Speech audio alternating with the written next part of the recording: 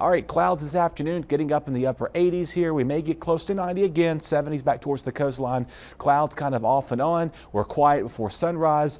Bring the umbrella and jacket with you if you're heading out to work and school for Monday because you're going to need it heading home. We won't be seeing most of the rain till arrive after the lunchtime hour. This is where we have to keep a close eye on any of these heavy downpours. And again, we'll get a break, and then the secondary wave moves its way inward as we go towards tomorrow night into early Tuesday before a pre-dawn Tuesday. So it's out of here before it's over with. Now, of course, a lot of the talk has been, are we seeing improvements in the drought? And the answer is really no, because it's been so stable, no change really in our forecast the last several weeks. Maybe back out towards central Nash County there. That's about it for those folks that only seeing a little bit of improvement. The rest of us are moderate, if not even some cases, a severe drought portions of Onslow County. So again, rain is needed. And this was a Category 4 storm when it did make landfall. And the track of this is going to become a Category 1 by this morning and this afternoon. It'll become a tropical storm and then weakening to a remnant low later this evening. It's moving quickly. That's the thing about this storm. You may not think it's moving fast, but it's got some kick and speed in with it already.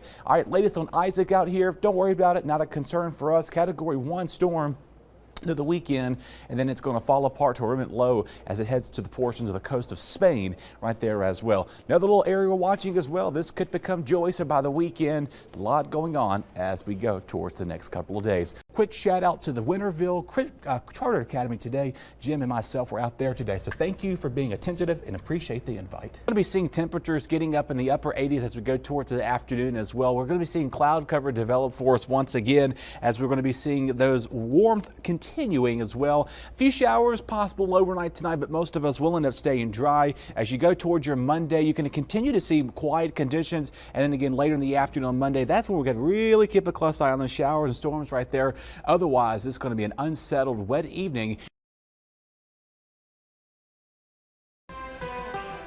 From your most watched, most trusted weather source, here's your certified, most accurate First Alert forecast.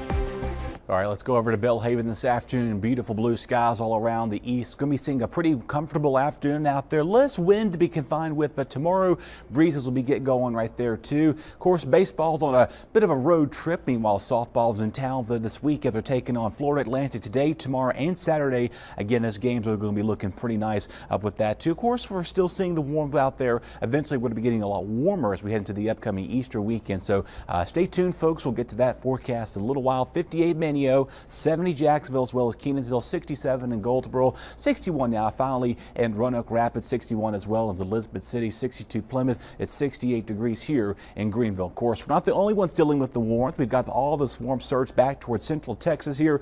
Cooler air back here where they're usually seeing that. This time you're seeing the snow back of those back parts of the Rocky Mountain states. So no snow for us, unfortunately. We have to wait a long while before we see that again, maybe another 3 years. But in the meantime, we're tracking maybe some rain for next week. For now, we're quiet. This little system here, portion of the Ohio River Valley, kind of just falling apart, not really posing a threat there. And like I mentioned to you there, portion of Colorado, north outside of Salt Lake City, Utah, seeing the snow going on outside of Billings, Montana. So overall, pretty cool conditions there. The only thing that's going to keep us cool is those winds out of the north today, and then eventually coming in out of the south as we go further into tomorrow afternoon, about 10 to 15 miles an hour, 15 to 25 back towards our coastline as we go to Saturday as well. So if you've got a lot of Easter egg festivities happening in the next couple of days, good weather with that. Of course, maybe all those eggs will be rolling across the yards because of the wind is going to be pushing them around. Clouds develop tonight, kind of a mix of clearing as you go towards tomorrow morning. 40s and 50s, kind of the last cool stretch of weather we're going to be seeing for quite some time. It does look like we may be seeing farewell of the 40s, at least for now anyway. Mix of clouds and sunshine for your Friday, looking pretty nice for any Easter festivities tomorrow evening. Good Friday, whatever you have should be good to go with the rain not holding off for a little bit longer. We're going to stay dry through much of the start of next week, and then by mid to late week we have got a front that's going to try to squeeze out, bring out some moisture here with us. It's going to be moisture starved. We'll see how much we can get from that. Advertised this time of year should be in the mid 70s. We're going to feel more like June almost as we go towards the upcoming next week. So again, over the next 4 days we're going to be seeing that sunshine and those breezes remaining at place with those temperatures holding in the mid 80s out there.